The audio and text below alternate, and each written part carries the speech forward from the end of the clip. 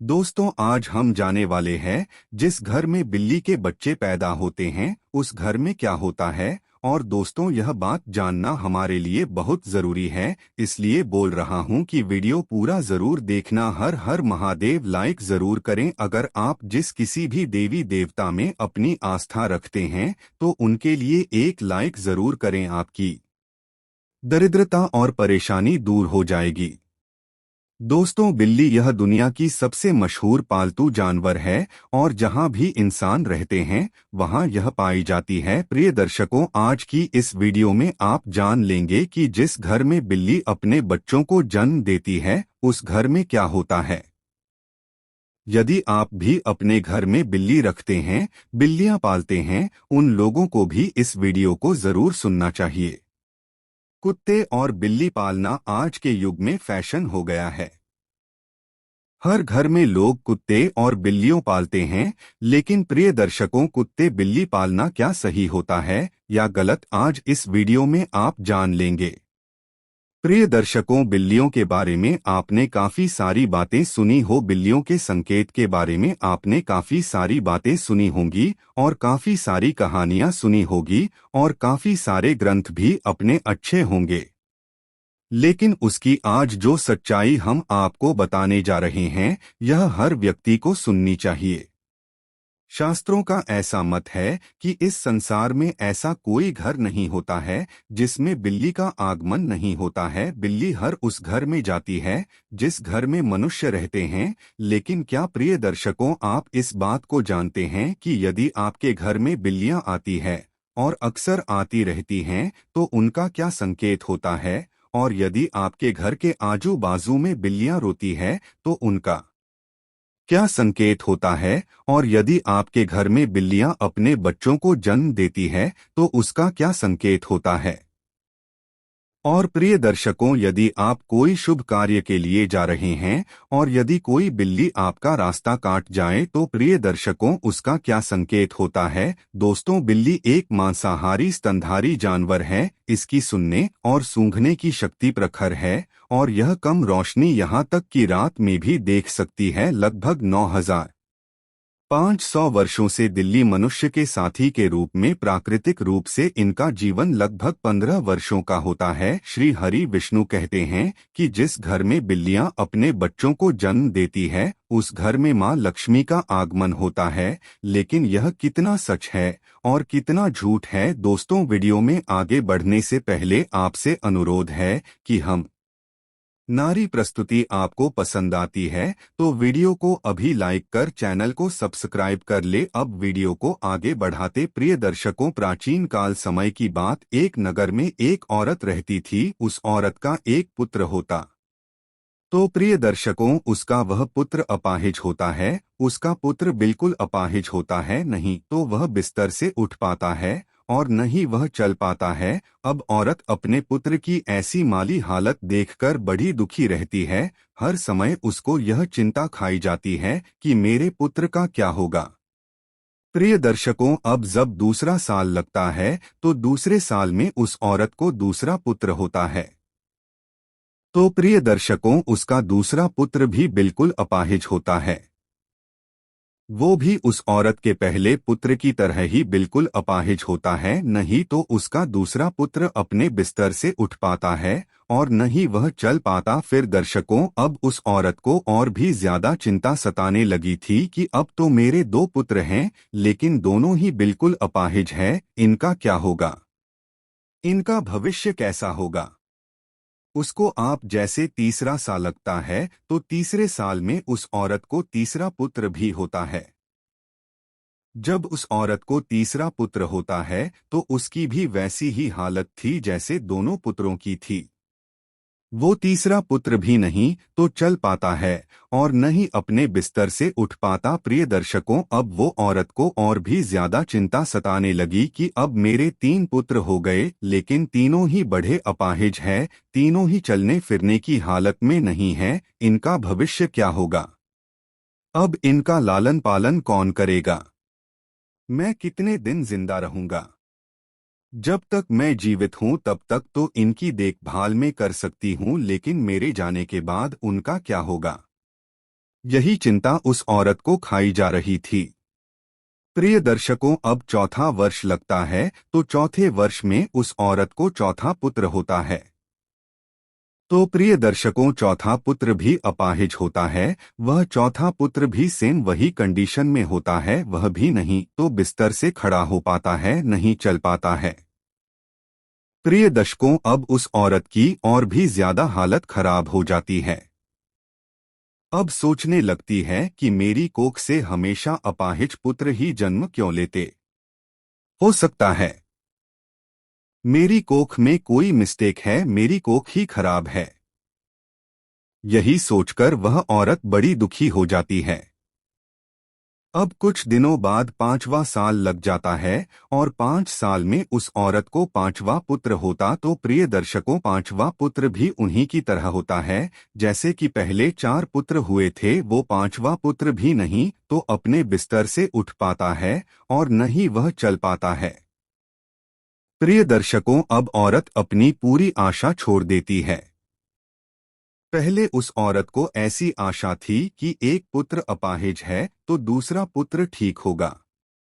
जब 2 पुत्र अपाहिज हो गए तो उस औरत को आशा होने लगी कि तीसरा तो ठीक हो जाएगा। जब 3 पुत्र अपाहिज हो गए तो उस औरत ने यह आशा रखी कि चौथा पुत्र मेरा सही होगा। प्रिय दर्शकों, जब चौथा पुत्र भी अपाहिज हो गया तो उस औरत ने बड़ी कठिनाई से एक आसार लगाई कि हो सकता है 5वां पुत्र मेरठ ठीक हो जाए।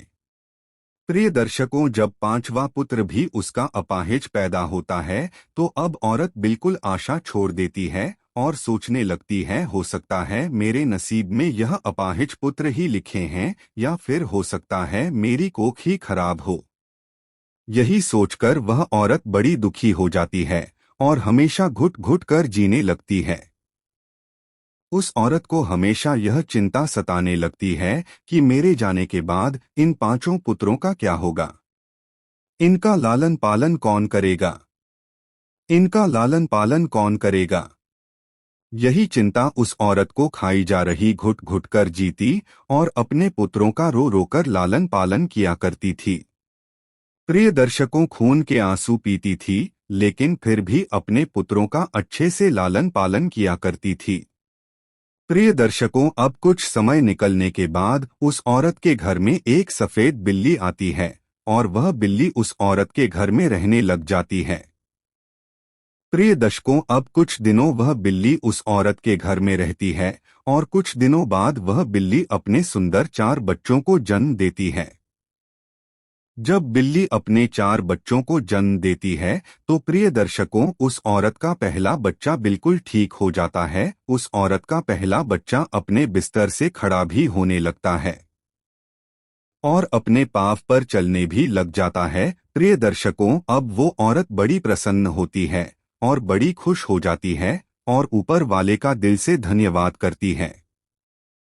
प्रिय दर्शकों, अब औरत उन बिल्ली के बच्चों को अपने पास ही रखा करती और उनका अच्छे से लालन पालन किया करते। प्रिय दर्शकों, कुछ दिन निकलने के बाद वह बिल्ली का फिर से प्रसव होता है और वह बिल्ली फिर से अपने 4 बच्चों को जन्म देती है तो उसका फिर से उस औरत का दूसरा लड़का ठीक हो जाता है।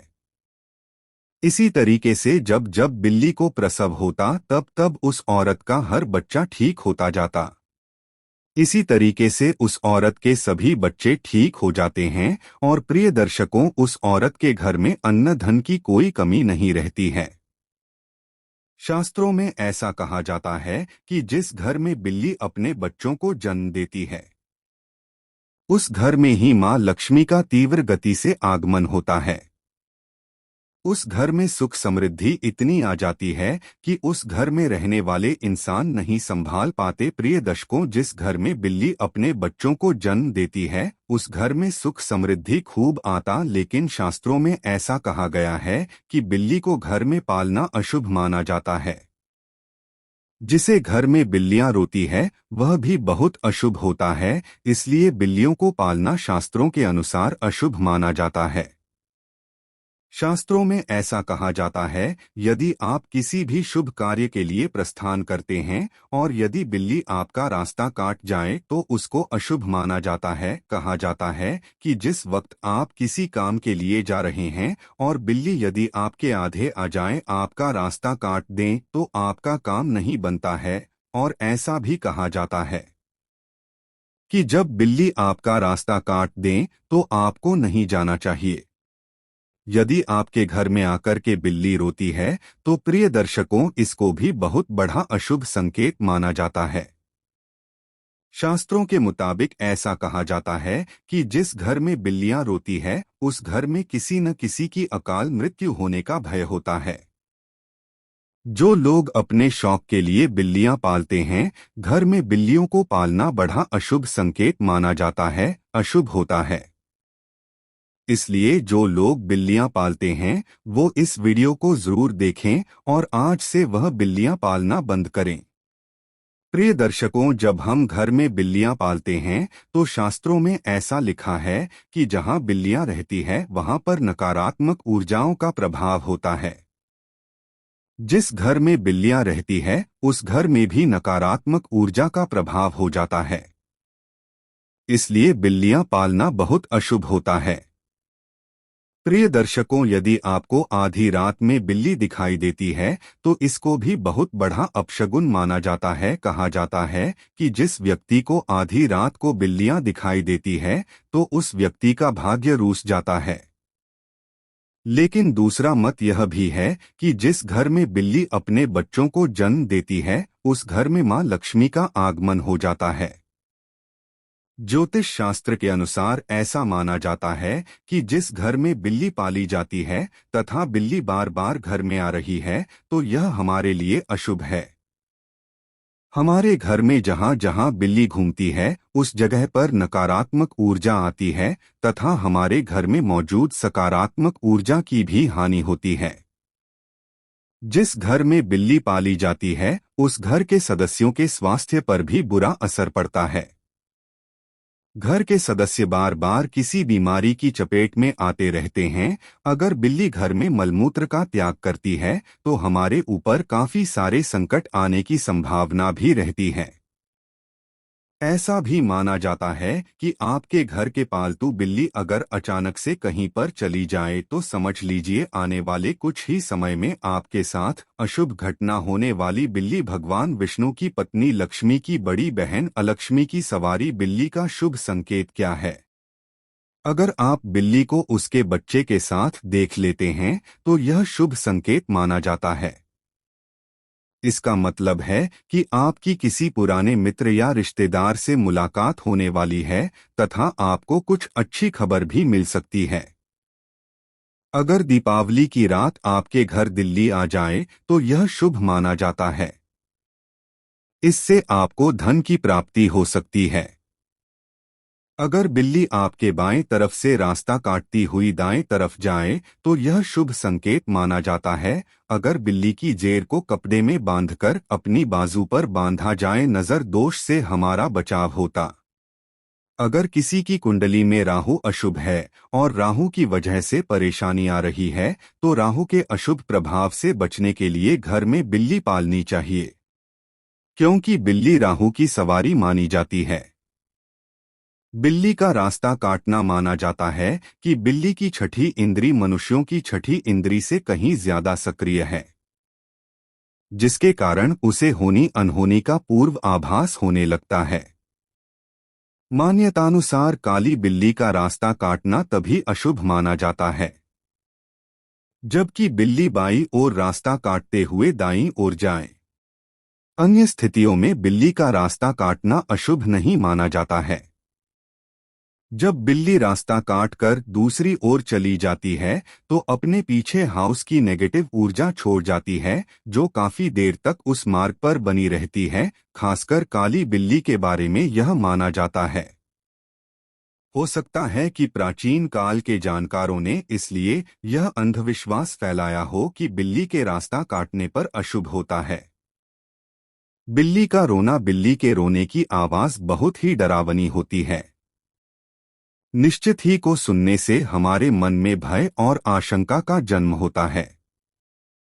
माना जाता है कि बिल्ली अगर घर में आकर रोने लगे तो घर के किसी सदस्य की मौत होने की सूचना है, जब कोई अनहोनी घटना हो सकती है।